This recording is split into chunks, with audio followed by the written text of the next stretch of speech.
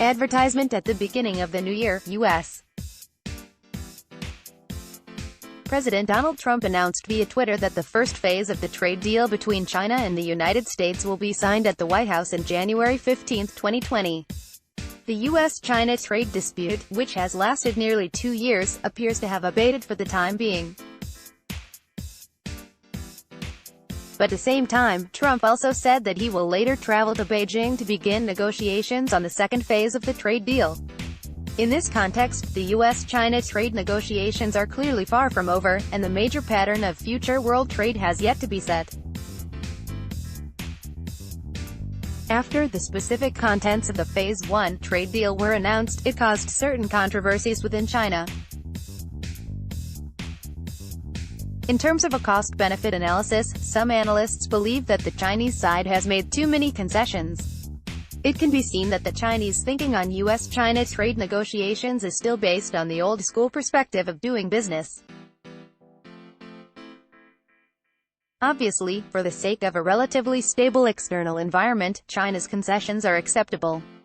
However, with the Phase 1 trade deal in place, one question that needs to be seriously considered is, even if all goes well, how long will the post-deal truce last for China?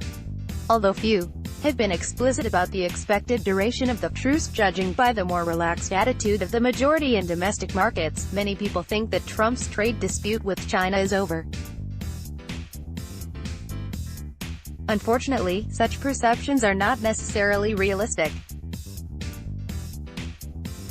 Over the past 2 years of negotiations between China and the United States, there have been countless examples of Trump's commitments being unreliable. His background as a businessman suggests that he believes in a set of principles quite different from those of diplomatic negotiation.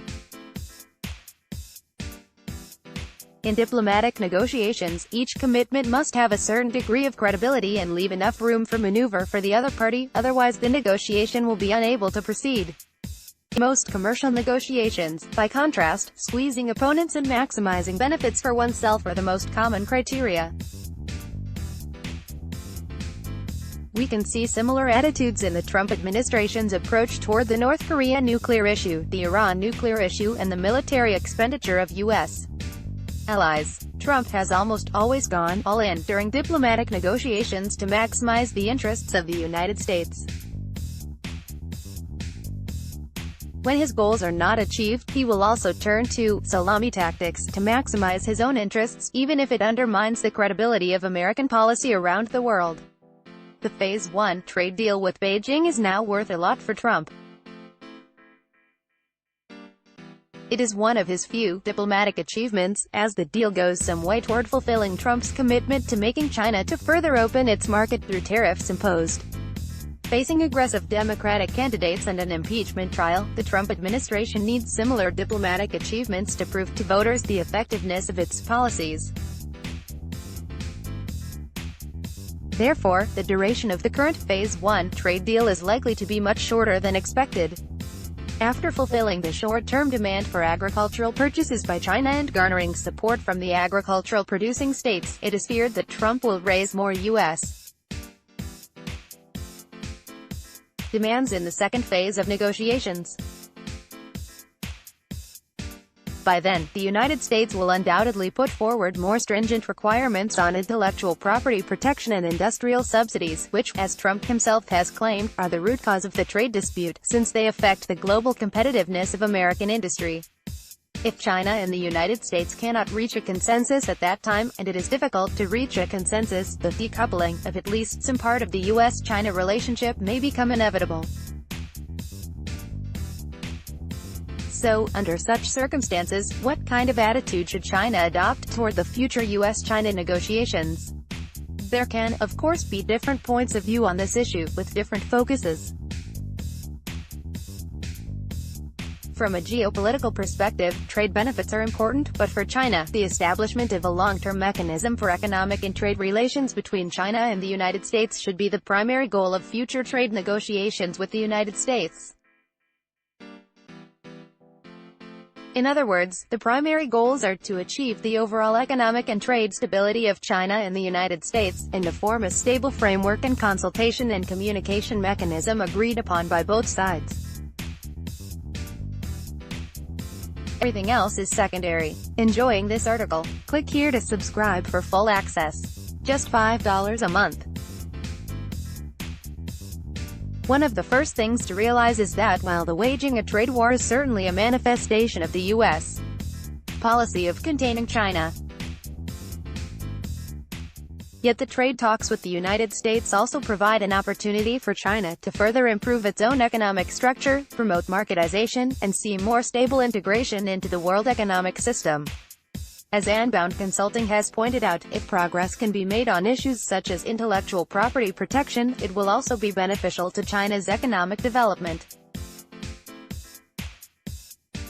Only by establishing a long-term mechanism can China gradually turn trade risks into a driving force for development, and effectively mitigate risks through the mechanism, which is beneficial to both China and the United States. The current Phase 1 trade deal goes no deeper than the level of trade. The rapid expansion of large-scale imports is a time bomb for China's future industrial development, especially for the stability of the agriculture sector in China. The second problem is that only a long-term mechanism can form a binding force in American society to prevent Washington from again using trade issues to oppress China and gain geopolitical leverage. Its trade war policy was implemented due to two converging trends: the maverick characteristics of the current U.S. government, and the widespread dissatisfaction in the United States with the openness of the Chinese market. Once a long-term mechanism is established, appeals from American companies and other private institutions will be fully communicated and discussed under such a framework and mechanism, so as to be met to some extent. In addition, having a relatively transparent mechanism means that both Chinese and American societies will become stabilizing forces for similar mechanisms, and the political influence will also be limited.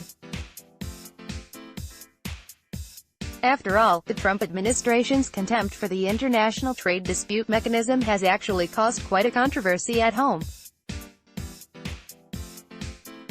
Having a trade mechanism in place with China will, to a certain extent, limit the future policies of the Trump administration, which means that China will have a greater opportunity to achieve a stable external environment and safeguard its own interests. At the same time, the establishment of a long-term mechanism will also help to stabilize the market's confidence in China's economic development, so as to avoid unpredictable market fluctuations caused by the lack of confidence of central banks worldwide. The third problem is that trade negotiations between China and the United States are not just about these two countries. China should consider mobilizing, utilizing, and acquiring global resources and global sympathy in geostrategic terms. Globalization has always been a concern of geopolitics. There are many disputes on related issues and no consensus has been reached. A deep-seated question involved in the U.S.-China trade negotiations is whether the post-Cold War globalization process characterized by institutionalization and regularization has come to an end.